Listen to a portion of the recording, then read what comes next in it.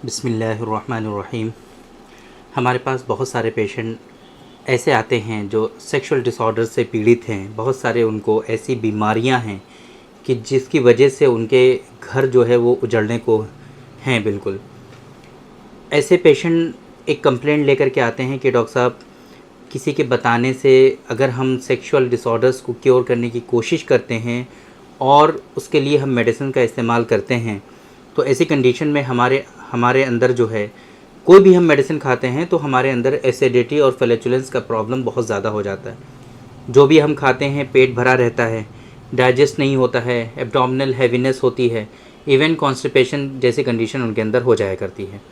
तो ऐसी कंडीशन क्यों होती है, इसके पीछे के फैक्टर्स क्या हैं, कारण क्या हैं, असबाब क्या हैं, किस वजह से आपके अंदर ये परेशानियां हो रही हैं।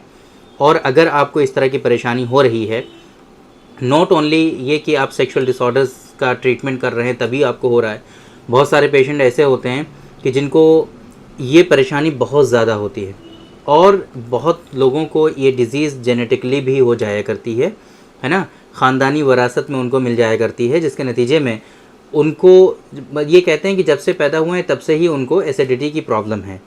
तो आज के इस वीडियो में हम बात करने वाले हैं कुछ कॉमन कॉजेज़, सिम्टम्स के बारे में कि अगर एसिडिटी आपको है तो ये क्यों होता है, इसकी वजह से आपको क्या क्या परेशानियां होती हैं, और अगर एसिडिटी है तो उसके लिए एक बहुत ही ख़ास स्पेसिफिक हमारा नुस्खा है जो ख़ास तौर से हम एसिडिटी के लिए ही प्रिपेयर कराते हैं।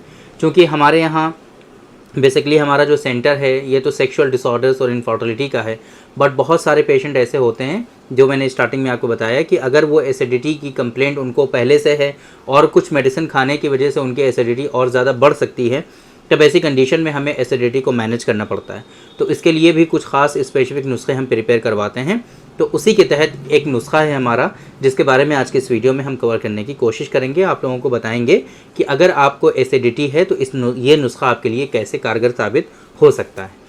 मेरे बारे में तो आप जानते ही हैं, बेसिकली मैंने अभी आपको बताया कि हमारी जो प्रैक्टिस है वो सेक्सुअल डिसऑर्डर्स पर बेस्ड है। अगर आपको इस तरह की कोई परेशानी है, मेल सेक्सुअल डिसऑर्डर्स या female sexual disorders, male infertility या फीमेल इनफर्टिलिटी, आप हमारे सेंटर पर तशरीफ़ ला सकते हैं। सायरा हेल्थ केयर है, ये बाराबंकी उत्तर प्रदेश में सिचुएटेड है।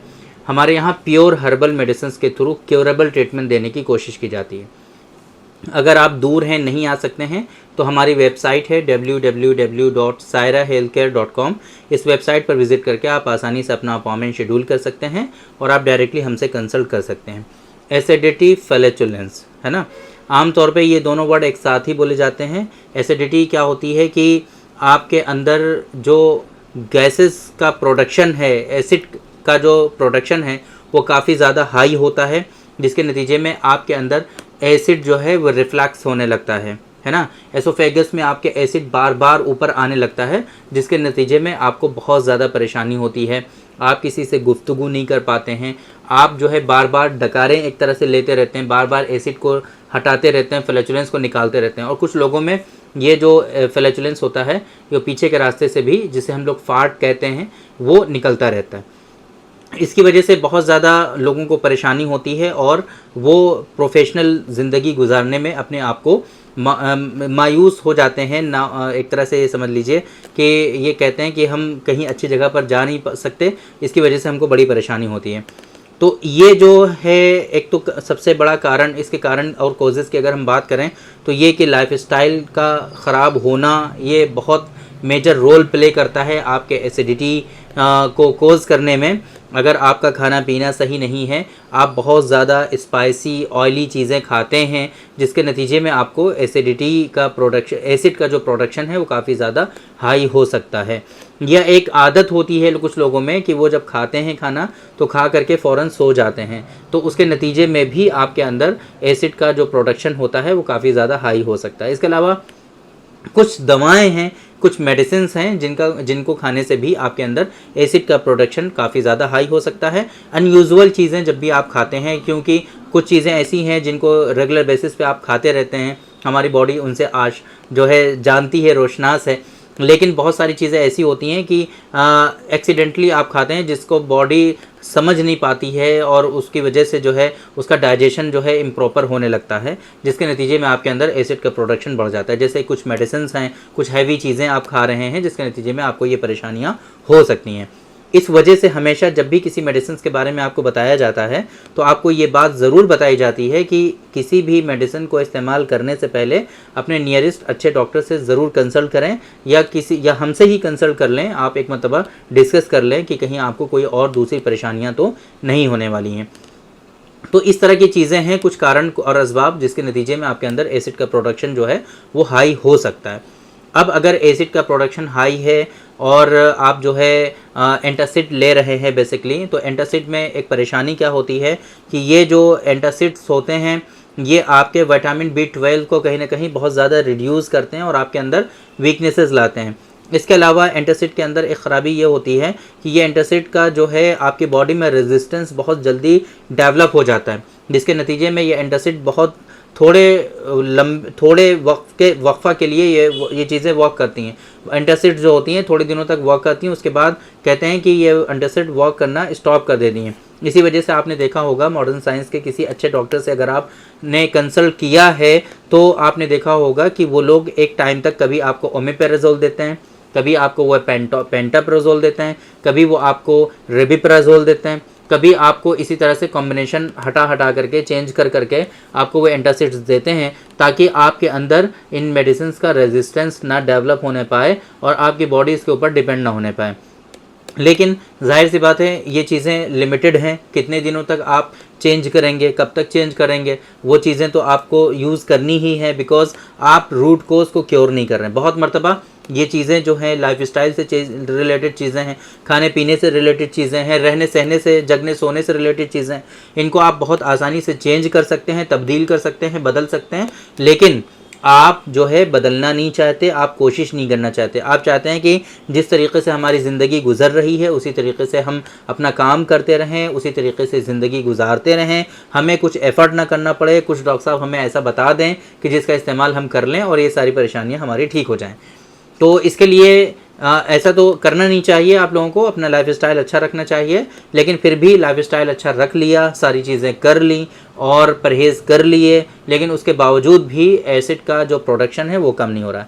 ऐसी कंडीशन में आप देखिए डॉक्टर कासमीज़ नुस्खा नंबर 142 142 नंबर, ये जो वीडियो है इसके डिस्क्रिप्शन में इस मेडिसिन का लिंक जो है आपको मिलेगा। उस लिंक पर क्लिक करके आप इस मेडिसिन के बारे में ज़रा एक मरतबा पढ़ लीजिए।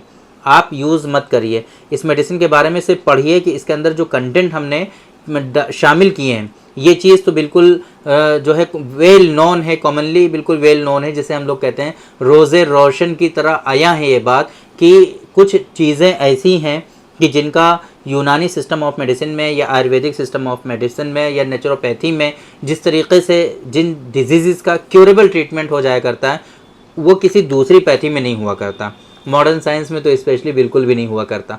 तब ऐसी कंडीशन में हमारी कोशिश ये होती है कि उन चीज़ों को हम ढूंढें और उन चीज़ों के लिए बहुत ही अच्छे अच्छे नुस्खे जो है वो प्रिपेयर करें ताकि आप लोगों को उससे बेनिफिट्स पहुंच सके और आप लोग उन दवाओं से फ़ायदा उठा सकें। इसी नुस्खे की कड़ी जो है वो है डॉक्टर कासमीज़ नुस्खा नंबर 142। इसके अंदर बहुत ही हाईली इफ़ेक्टिव कंटेंट हैं, वो हम नहीं बता रहे हैं आपको बिकॉज़ वहाँ पर डिटेल में सारी चीज़ें मेंशन हैं और वहाँ पर आप देख सकते हैं कि इसके अंदर कैसी कंटेंट जो है वो शामिल किए गए हैं ताकि आपके अंदर बेनिफिट्स जो हैं वो तेज़ी के साथ आ सकें। तो 2-3 चीज़ें जो हमने इंपॉर्टेंट आपको बताई थी कि अगर एंटासिड आप इस्तेमाल करते हैं तो उसकी वजह से क्या क्या परेशानियां होती हैं।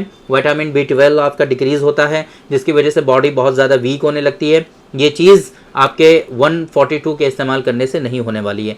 दूसरे नंबर पे बॉडी रेजिस्टेंस डेवलप होता है एंटासिड के इस्तेमाल करने से, इसका रेजिस्टेंस नहीं डेवलप होने वाला है। तीसरे नंबर पे थोड़े दिनों के बाद आपकी बॉडी जो है इस मेडिसिन के आदी होने लगती है, तो ये हर्बल मेडिसिन आप जो है इसके ऊपर डिपेंडेंसी नहीं होती है और आप इस मेडिसिन के आदी नहीं होते हैं। तो किसी तरह की कोई बुराई नहीं है और ये मेडिसिन कोई बहुत ज़्यादा कॉस्टली भी नहीं है बिकॉज एंटासिड आप लेने जाते हैं तो 10 स्ट्रिप, एक स्ट्रिप जो होती है जिसके अंदर 10 कैप्सूल होते हैं, 150, 200, 200, 250 रुपये तक की MRP होती है उन दवाओं की।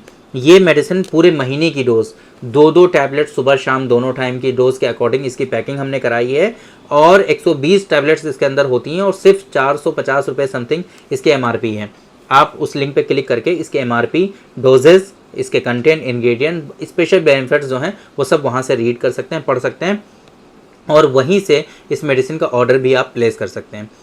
बाकी सारी इन्फॉर्मेशन हमने आप लोगों को डिलीवर करने की कोशिश की, इस उम्मीद से कि आप लोगों को सारी चीज़ें समझ में आई होंगी, और आज के इस वीडियो में जो इन्फॉर्मेशन हमने दी वो आप लोगों को ज़रूर समझ में आई होगी, और आज के इस वीडियो से आप लोगों को ज़रूर फ़ायदा हुआ होगा। तो थैंक यू वेरी मच, बहुत बहुत शुक्रिया आपका। आज के इस वीडियो में इतना ही। इंशाल्लाह कल फिर मुलाकात होगी आपसे एक दूसरे वीडियो में, हम डिस्कस करेंगे आपसे एक दूसरे टॉपिक पर। तब तक के लिए आप हमें इजाज़त दीजिए। अस्सलाम वालेकुम।